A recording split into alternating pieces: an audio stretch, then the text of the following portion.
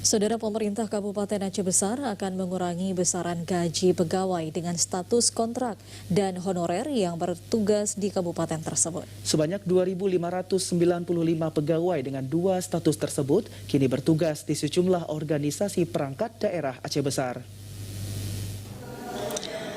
Pengurangan besaran gaji yang akan diterima menyusul rencana pemerintah setempat memperpanjang SK pegawai dengan status kontrak maupun honor di Aceh Besar yang berakhir bulan ini Agustus 2022.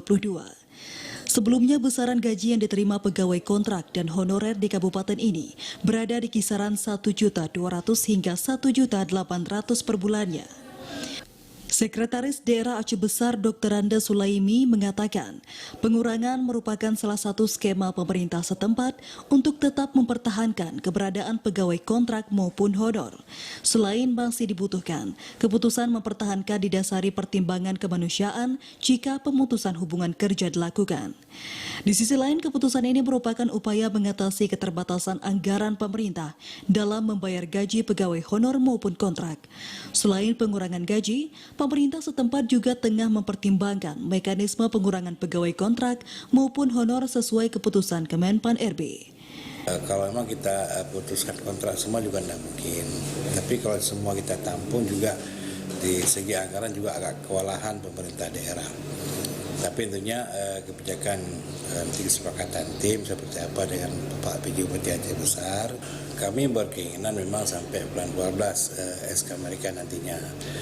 Tapi ditinjau segi anggaran juga tidak memungkinkan. Tapi beberapa hal mungkin yang nanti diambil kebijakan apakah dikurangi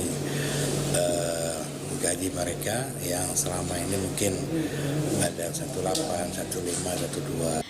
Seperti diketahui, pemerintah melalui Kementerian Pendayagunaan Aparatur Negara dan Reformasi atau Kemenpan RB resmi menghapus tenaga honorer maupun kontrak di instansi atau lembaga pemerintah mulai 28 November 2023 mendatang. Kebijakan ini tertuang dalam Surat Menteri Kemenpan RB yang ditandatangani 31 Mei 2022 lalu. Surat yang mengatur status kepegawaian di lingkungan instansi, baik pemerintah pusat maupun daerah ini, ditujukan kepada penjabat pembina kepegawaian atau PPK di kementerian, lembaga pusat maupun daerah.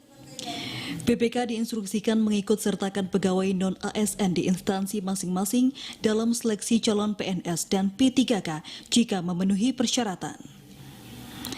Dari Aceh Besar, Arman Konadi, TVRI melaporkan.